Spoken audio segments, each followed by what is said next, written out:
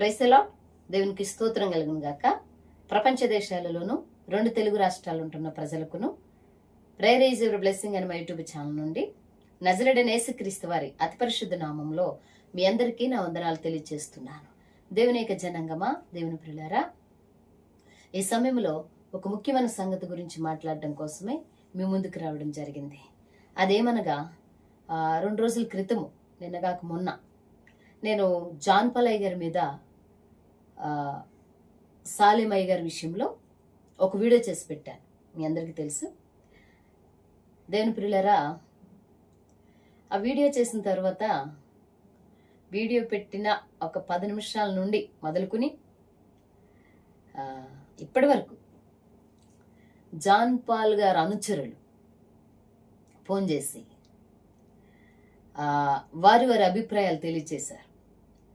కొంతమంది ఫోన్ చేసి బాగానే రెస్పాండ్ అయ్యారు. వాళ్ళు కూడా ఏమీ అనలేదు. కాకపోతే వారు జాన్ పాల్ గారు అనుచరులు బైబిల్ విషయంలో, వాక్యాల విషయంలో, లేకపోతే ఈ దైవ సేవకుల విషయంలో వారు మాట్లాడుతూ చాలా విషయాలు నన్ను ప్రశ్నించారు. దేవుని ప్రియులారా, అయితే దాని నిమిత్తమై ఈరోజు కొన్ని విషయాలు మీతో పంచుకోవాలని నేను మీ ముందుకు వచ్చాను. అవి కాకుండా దేవుని యొక్క జనాంగమా, ఆ వీడియో కింద అంటే ఫోన్ చేసిన సహోదరులు చాలామంది బాగానే మాట్లాడారు. కామెంట్స్ పెట్టిన బిడ్డలు కూడా చాలామంది పద్ధతిగా కామెంట్ పెట్టారు, తెలియచేశారు. కానీ కొంతమంది సహోదరులు కామెంటు వారికి నచ్చినట్టు పెట్టారు, వారికి ఇష్టానుసారంగా పెట్టారు. వారికి ఇష్టానుసారంగా మాట్లాడుతూ కొన్ని కామెంట్స్ పెట్టారు. దేవుని యొక్క జనాంగమా, ఆ విషయంలో మాట్లాడి దేవుడు నాకు ఇచ్చిన జ్ఞానం చొప్పున ఆ సహోదరుల గురించి కొన్ని విషయాలు తెలియచేయాలని నేను ఆశపడి మీ ముందుకు వచ్చాను. ఆ కామెంట్స్ ఒకసారి మనం చూసినట్లయితే మీకు చూపిస్తాను. దేవుని జనాంగమా, ఇది ఒక సహోదరులు పెట్టారు. ఈ కామెంట్ చాలా పెద్ద కామెంట్ పెట్టారు. ఈ కామెంట్లో ఏముందంటే, వాక్యం జాన్ పాల్ అయ్య గారి వాక్యం విన్నాకే చాలా మందిలో చైతన్యం వచ్చింది.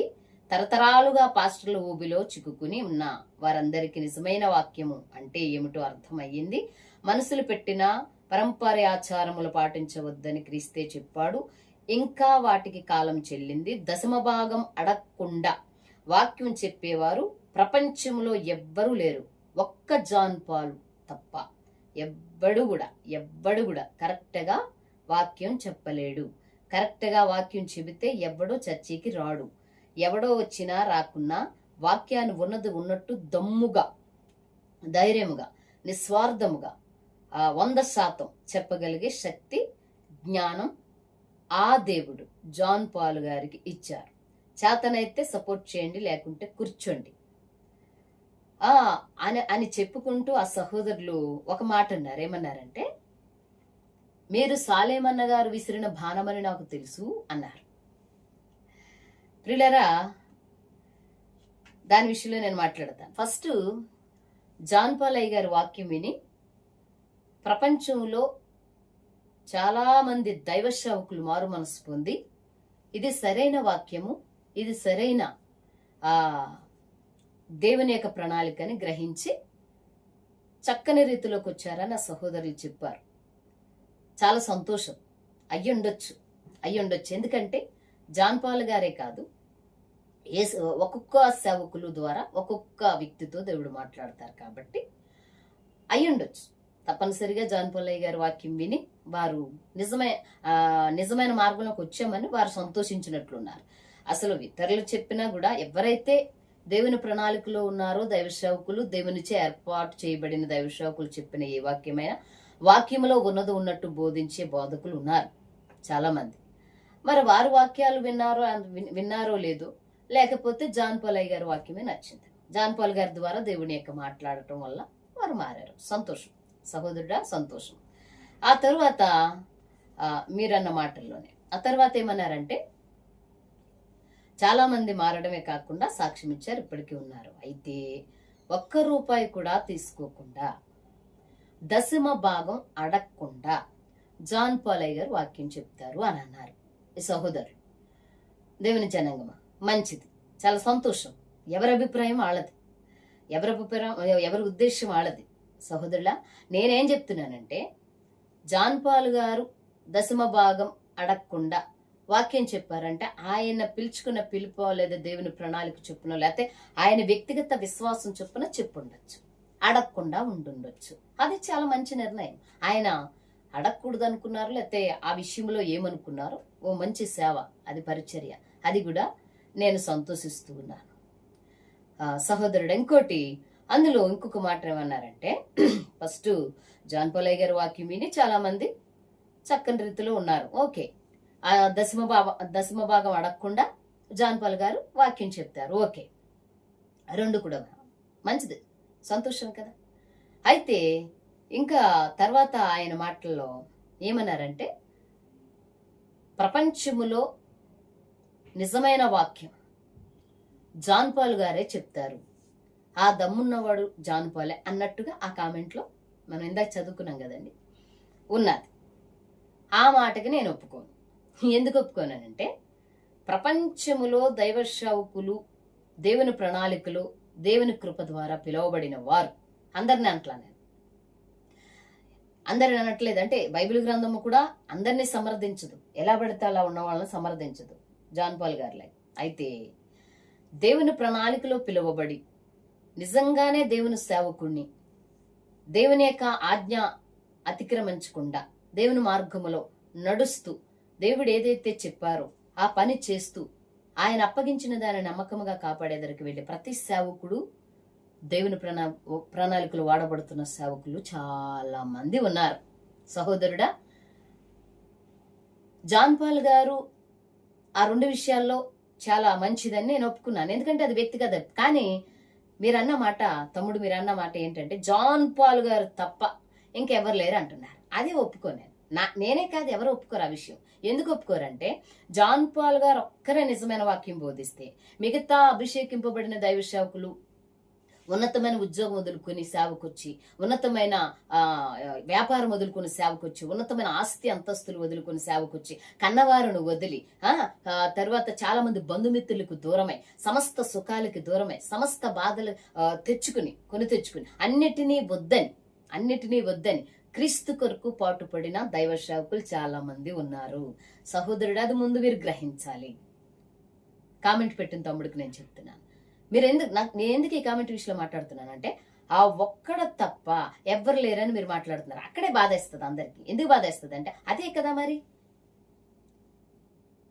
మీ యొక్క సొంత నిర్ణయం చొప్పున అలా మాట్లాడకూడదు కదా.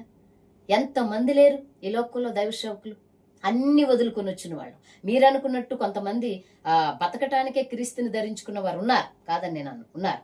వాళ్ళు అప్పుడప్పుడు నాకు కూడా ఎదురవుతారు. అది దాని ఉద్దేశంలో మీరు ఒకవేళ గద్దించి బుద్ధి చెప్పి ఖండించినప్పుడు వారు లోబడకపోతే విడిచిపెట్టేయండి, ఓకే.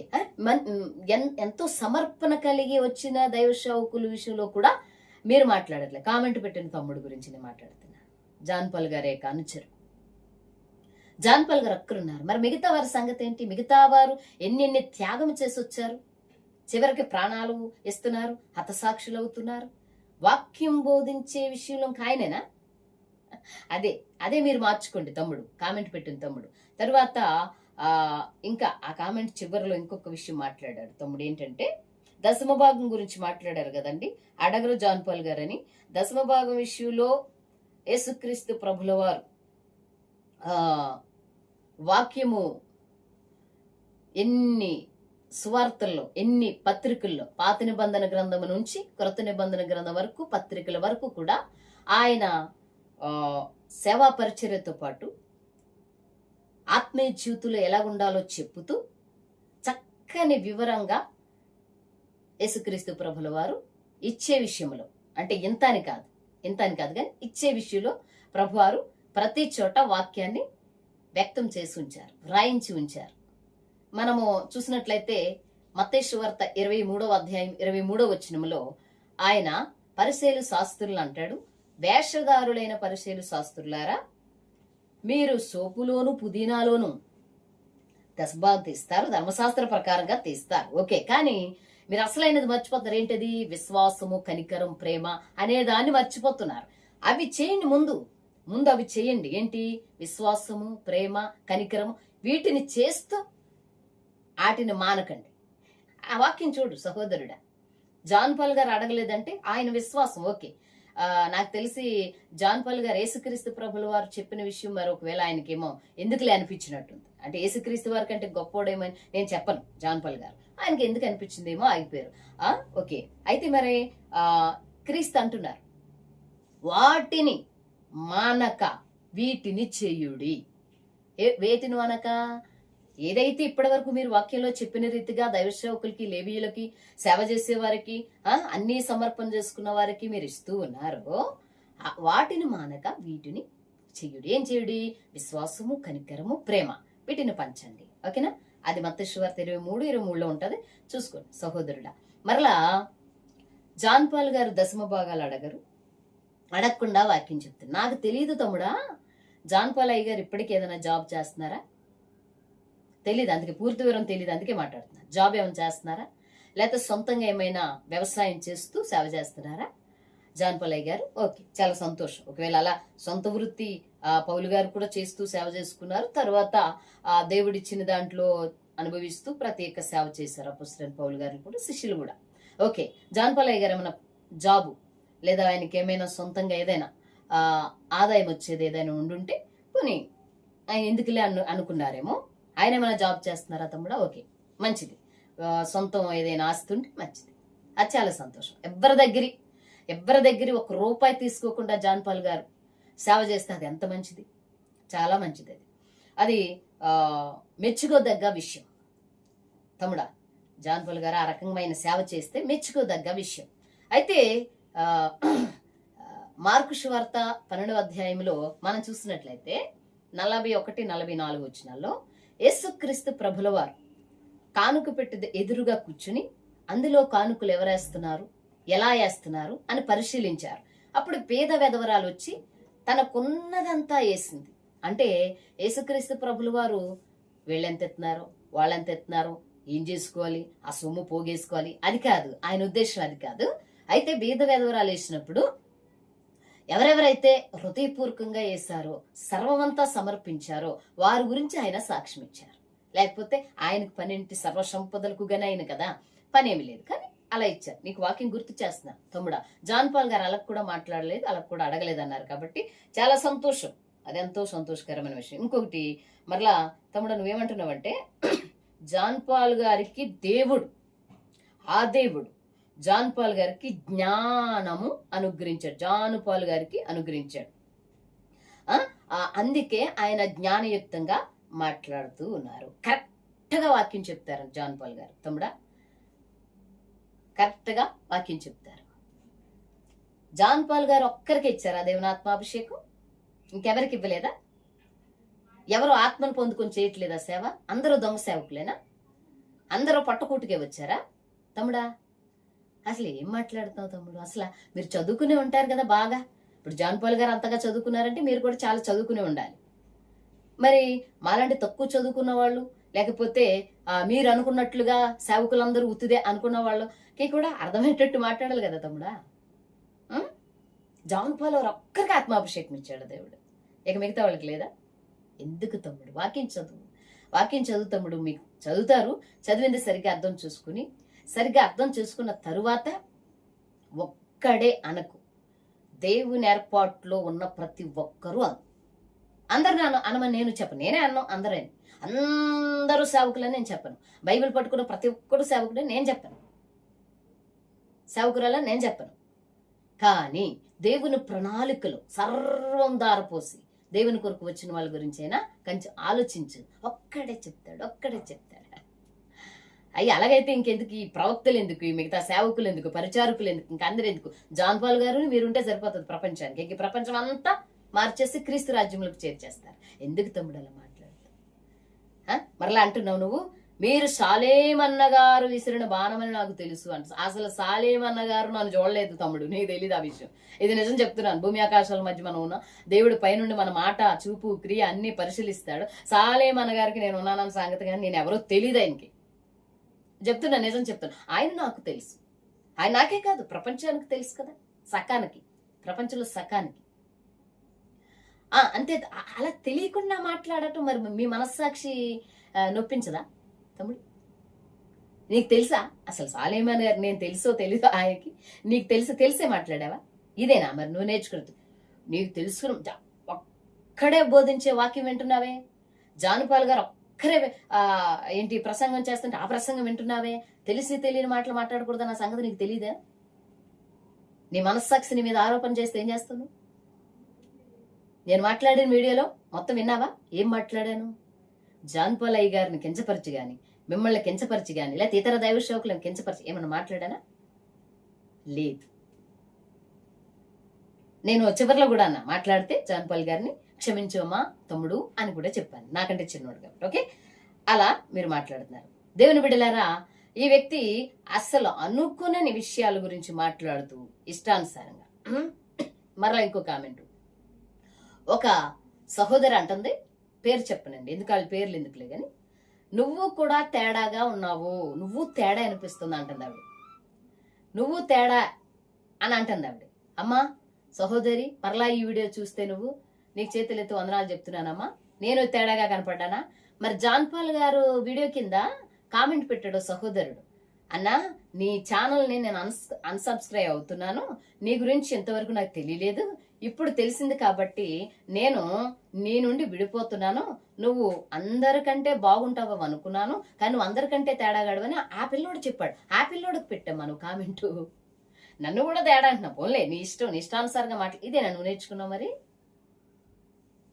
నేను ఆ వీడియోలో కానీ మిమ్మల్ని అందరు నేను తేడా అని మాట్లాడానా? జాన్పాల్ గారు తేడా అని మాట్లాడానా? నేనేమన్నాను? తమ్ముడు, మీరు మాట్లాడే మాటల వల్ల మీకున్న అభిమానులు, మీ మీద ఉన్న గౌరవం తగ్గిపోతుంది.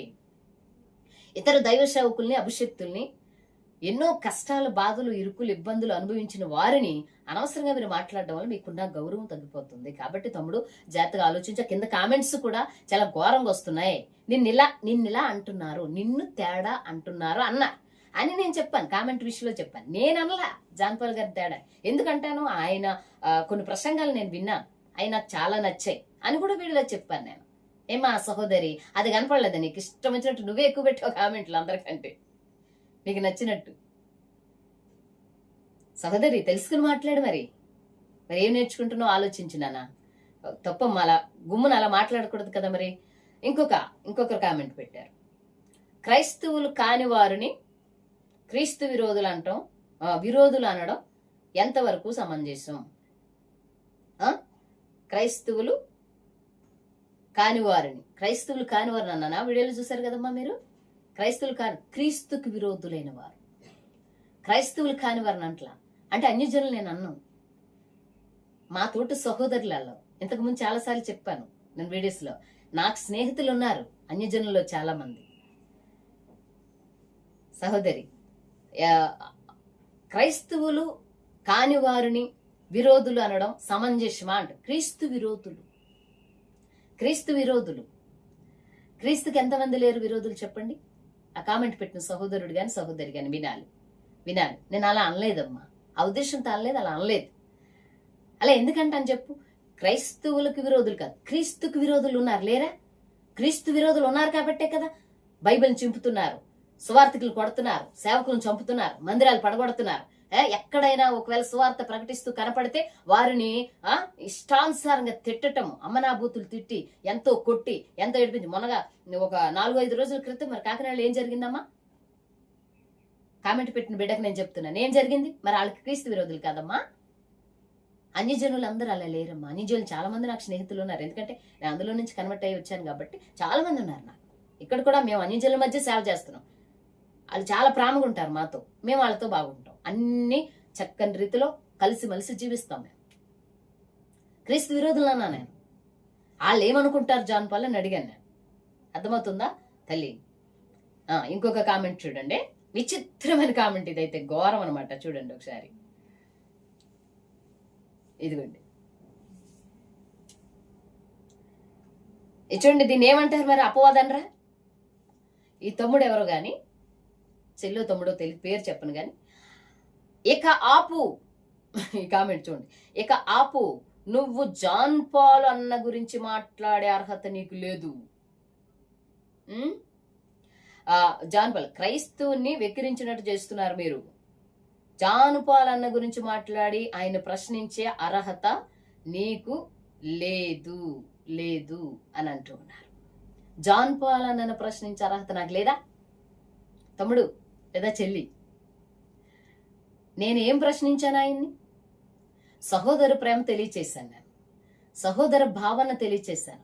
తోటి దైవ సేవకుల్ని ఎలా మాట్లాడాలి, ఏ రకంగా ఉండాలి, ఎలా ప్రవర్తించాలో నేను కొన్ని విషయాలు నాకు తెలిసి చెప్పాను. ఆ రోజు వీడియోలో కూడా అన్నాను నేను, జాన్ పాల్ గారు మీకున్నంత వాక్య జ్ఞానం కానీ లేకపోతే ఆ స్థితి కానీ నాకు లేదు, నేను సరిపోను, మీరు బోల్డ్ అంత చదువుకున్నారు కానీ ఇలా మాట్లాడటం ఈ పరిస్థితుల్లో బాగోదు అని చెప్పాను నేను. జాన్ పాల్ గారికి నువ్వు సరిపోవు అంటున్నావు, మరి ఎవరు సరిపోతారు చెప్పు? ఈ ప్రపంచంలో అంటున్నారుగా, ప్రపంచంలో ఎవ్వరూ సరిపోరు జాన్ పాల్ గారికి. ఎవరు మాట్లాడడానికి సరిపోతారు మరి? అంటే ఆడపిల్ల మాట్లాడడానికి సరిపోరు అన్నావా, లేకపోతే అసలు ఎవరో సరిపోరు అంటున్నావు నువ్వు? నీ కామెంట్ల ఉద్దేశం ఏంటి? అసలు నువ్వు నీ యొక్క మాటల అభిప్రాయం ఏంటి? ఇప్పుడు సహోదర భావంతో అపొస్తలుడైన పౌలు గారిని ప్రిస్కిలా గారు, అకులా గారు చేరదీసుకున్నారు. సో అపొస్తల కార్యాలు 18వ అధ్యాయంలో 26వ వచనంలో, అపొస్తల కార్యములు 18వ అధ్యాయం 26వ వచనంలో అపోల్లో అనే ఒక సహోదరుడు, ఆ సహోదరుడు బైబిల్ యందు ప్రావీణ్యత నొందినవాడు, చాలా జ్ఞానవంతుడు, యోహాను బాప్తిస్మం తెలిసిన వ్యక్తి అతను. చదువుకమ్మ వచనం అంటారు అక్కడ, యోహాను బాప్తిస్మే తెలిసిన వ్యక్తి అతను. కానీ అతన్ని ప్రిస్కిల్లా అకుల్లా గారు చేరదీసి, చూడండి అక్కడ వ్రాయబడింది 26వ వచనంలో, అపొస్తల కార్యములు 18వ అధ్యాయము 26వ వచనంలో, ప్రిస్కిల్లా అకుల్లా గారు ఈ అపోల్లో గారిని చేరదీసి దేవుని మార్గాన్ని మరింతగా బోధించారు, పరిశీలించారు, ఎట్లా చేయాలో చెప్పారు. జాన్ పాల్ గారిని ప్రశ్నించడానికి మేమెవ్వరం సరిపో, ఇంకా ఆయన సాటి మీరొక్కరే సరిపోతారేమో. ఎందుకండి అలా హెచ్చించుకుంటారు? ఎందుకండి అంత హెచ్చింపు? ఎందుకండి? ఎక్కడదండి ఆ హెచ్చింపు? అదేనా మరి? అదేనా సహోదర భావం అంటే? తమ్ముడు విన్నారు కదండి దేవుని బిడ్డలారా, ఎలాగా ఇంకా చాలా ఉన్నాయండి కామెంట్లు. అవన్నీ కామెంట్లన్నీ మాట్లాడుకుంటే ఇంకా చాలా పట్టేస్తుంది, చాలా టైం తీసుకుంటుంది. కానీ ఒక మాట నేను చెప్తున్నాను చూడండి, మనంగా వాక్యంలో ఒక మాట నేను గుర్తు చేస్తాను సహోదరులారా. జాన్ పాల్ అనుచరులకు నేను చెప్తున్నాను చూడండి. యోహాను పత్రిక, మొదటి యోహాను పత్రిక 3వ అధ్యాయములో 13 నుండి, సహోదరులారా లోకము మిమ్మను ద్వేషించిన ఎడల ఆశ్చర్యపడకుడి, మనము సహోదరులను ప్రేమించుచున్నాము గనుక మరణములో నుండి జీవములోనికి దాటి ఉన్నామని ఎరుగుదుము. ప్రేమ లేనివాడు మరణమందు నిలిచి ఉన్నాడు. తన సహోదరుని ద్వేషించువాడు నరహంతుకుడు. ఏ నరహంతుకుని యందు నిత్య జీవం ఉండదని మీరు ఎరుగుదురు. హల్లెలూయా, దేవునికి స్తోత్రం కలుగును గాక. దేవుని జనంగమా, జాన్ పాల్ అనుచరులకి, ఆ తమ్ముళ్ళకి, ఆ చెల్లెలకి నేను చెప్తున్నాను. ఒకసారి చూడండి, మళ్ళా చదువుతానమ్మా నేను ఒకసారి. తన సహోదరుని 15వ వచనము, యోహాను పత్రిక, మొదటి యోహాను పత్రిక 3వ అధ్యాయం 15వ వచనం, తన సహోదరుని ద్వేషించువాడు నరహంతుకుడు. ఏ నరహంతుకుడును ఏ నరహంతునికి నిత్య జీవం ఉండదని మీరు ఎరుగుదురు. ఆయన మన నిమిత్తము తన ప్రాణం పెట్టెను గనుక దీని వలన ప్రేమ ఎట్టిదని తెలుసుకునిచున్నాము. మనము కూడా సహోదరుల నిమిత్తం మన ప్రాణమును పెట్టబద్ధులమై ఉన్నాము. హల్లెలూయా. పిల్లరా చూసారా ఎంత చక్కని వివరణ. సహోదరుణ్ణి ప్రేమించేవాడి దగ్గరంట జీవం ఉందంట, ద్వేషించేవాడి దగ్గరంట ఏముందంట? ఈ వాక్యం మీరు చదవండి సహోదరులారా, మరణం ఉందంటండి. సహోదరులు ఎవరు?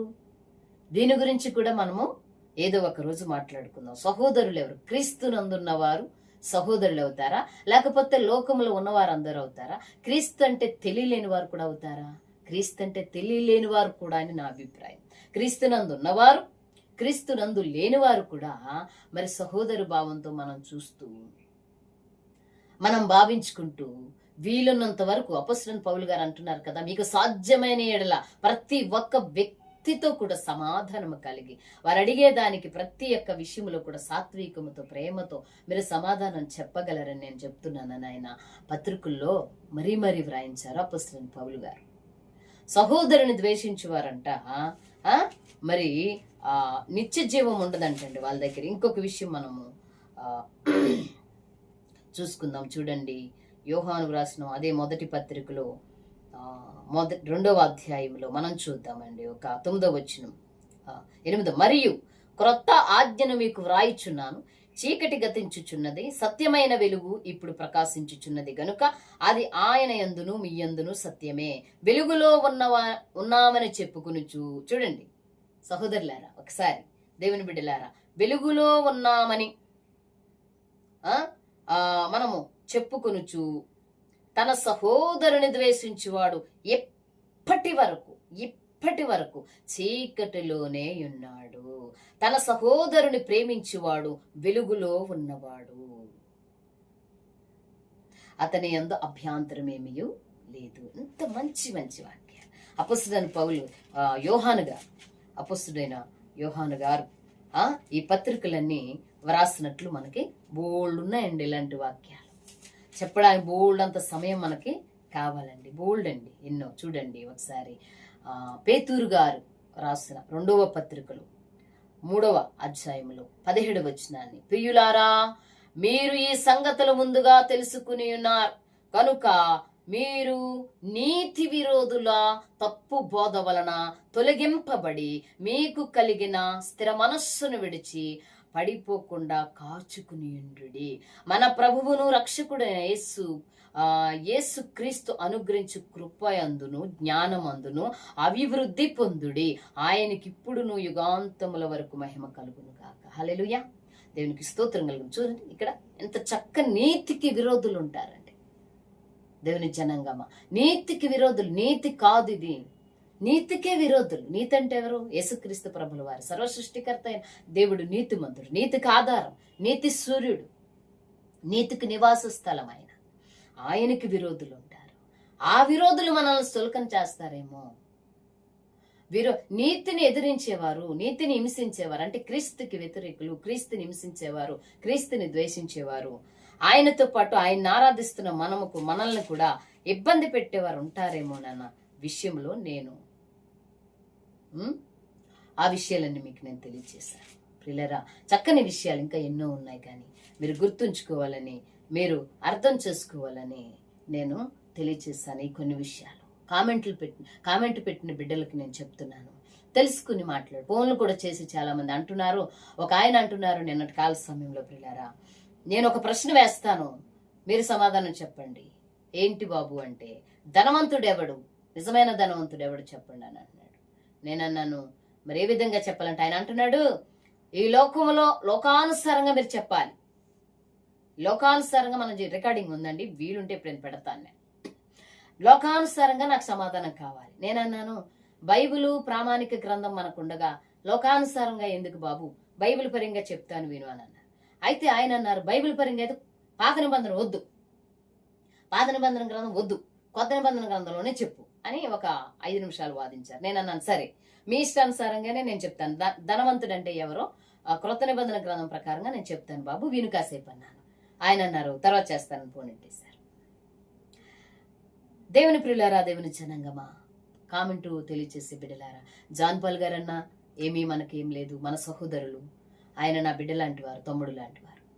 మీరన్నా నాకు ఎటువంటిది ఏమీ లేదు. ఈ ప్రపంచంలో జరుగుతున్న ఈ యొక్క వ్యతిరేకతలను బట్టి ఎందుకు ఇప్పుడు అవసరమా అని అలా వద్దు, అలా మాట్లాడొద్దని నేను తెలియచేశాను. అంతే తప్ప ఎవరన్నా తోటి దైవశాఖలు సాలేమన్ గారు ఏంటి, నేను అభినయ దర్శన్ గారి గురించి కూడా, మరలా విజయ్ కుమార్ గారు గురించి, ఇంకా కొంతమంది పాస్టర్ల గారి గురించి పెట్టాను నేను వీడియోలు, నా అభిప్రాయాలు తెలియచేస్తాను. నేను బాబు మనవ చేసుకుంటున్నాను నేను అని చెప్పాను. నేను చాలా మంది దైవశాఖల విషయంలో నేను మాట్లాడాను. జాన్ పాల్ అయ్య గారి విషయంలో కూడా నేను మాట్లాడినప్పుడు వారి అనుచరులు, మరి ఆయనకు తెలుసో లేదో ఫోన్లు చేసి ఇలా మాట్లాడుతున్నట్టు జాన్ పాల్ గారికి, వారి అనుచరులు కొంచెం కూడా వివేకము లేకుండా జాన్పోల్ ఒక్కడికే ఆ దేవుని ఆత్మాభిషేకమా? జాన్పోల్ ఒక్కడ ప్రపంచం అంతా చెప్తాడంట వాక్యం, ఇంకెవ్వరు లేరంట. మరి వీళ్ళందరూ ఏమైపోతారు? కాబట్టి దేవుని వాక్యానుసారంగా సేవ చేసే వాళ్ళు ఎవరో తెలుసుకుని మాట్లాడితే మంచిదని కామెంట్ పెట్టిన ప్రతి బిడ్డకి నేను తెలియజేస్తున్నాను. మరి తమ్ముడు చెల్లి, మీరు చక్కగా గ్రహించి అడగండి, దానికి ఏం తప్పు లేదు. గ్రహించి మీరు ఆ దైవ సేవకులు జాన్పాల్ గారి దగ్గర ఏమి నేర్చుకున్నారు, ఏ విధంగా ఉన్నారు, ఆ విషయాలన్నీ మీరు నేర్చుకుని శుభ్రంగా ఉంటున్నారు, ఓకే, సంతోషం. ఇప్పుడు ఎవరితో దేవుడు ఏ విధంగా మాట్లాడితే వాళ్ళకి అర్థం అవుతుందో ఆ రకంగా దేవుడు మాట్లాడతాడు. ఆదికాలం నుండి కూడా దేవుడు ఆయా సందర్భాలలో మరి మిరియాం గారు ప్రవక్తే, సహోదరుడా, మిరియాం గారు ప్రవక్తే. కానీ మోషే గారు విషయంలో అహరోను గారు మిరియం గారు మాట్లాడినప్పుడు అహరోను గారు మిరియం గారితో మాట్లాడకుండా మాట్లాడి మోషే గారిని ప్రత్యక్షపు గుడారం దగ్గరికి రమ్మని వాళ్ళిద్దరిని తీసుకురమ్మని చెప్పారు. మిరియం గారు ప్రవక్తే కదండి, డైరెక్ట్ గా చెప్పొచ్చు కదా, నువ్వు చేసింది తప్పు, నువ్వు ఆడింది మాటలు తప్పు అని. అంటే ఆయా సందర్భాలలో ఉదాహరణ చెప్పానండి, ఇంకా చాలా ఉన్నాయి, చాలా సందర్భాలు. ప్రభువారు ఎవరితో ఎప్పుడు ఎలా మాట్లాడితే వింటారో అలాగున మాట్లాడి ఆయన పనిని జరిగించుకుంటూ, ఆయన సేవను జరిగించుకుంటూ, ఆయన రాజ్యము కొరకు కొంతమందిని ఏర్పాటు చేసుకుని ఆయన సిద్ధపాటు కలిగి ఎదురుకు వెళ్తూ ఉన్నారు. దేవుని యొక్క జనాంగమా, దేవుని బిడ్డలారా, అది గమనించాలని, ఆలోచించాలని నేను తెలియజేస్తున్నాను. చిన్న ప్రార్థన చేసుకుందాం. మహాపరిశుద్ధుడు, రక్షక, మీకే స్తోత్రాలు, స్తుతులు, వందనాలు తెలియజేస్తున్నాను. ఈ సమయంలో నీ బిడ్డల విషయంలో ప్రభా కొన్ని విషయాలు మాట్లాడి ఉన్నా, ఆ విషయాల్లో ప్రభా ఏమైనా దోషమున్న ఎడల దయతో మన్నించి క్షమించి అయా జ్ఞానయుక్తముగా మాట్లాడే కృపను అందరికీ దయచేయండి. నీ ప్రణాళికలు ఏర్పాటు చేసుకున్న ప్రతి దైవ సేవకురాలని కూడా మీ ఆత్మాభిషేకంతో నింపి నడిపించండి. నీ ప్రత్యేక కనికరంతో నింపి నడిపించి ముందుకు కొనసాగింపు చేయమని యేసు నామములో ప్రార్థన వేడుకొనుచున్నాము తండ్రి. ఆమేన్. Praise the lord.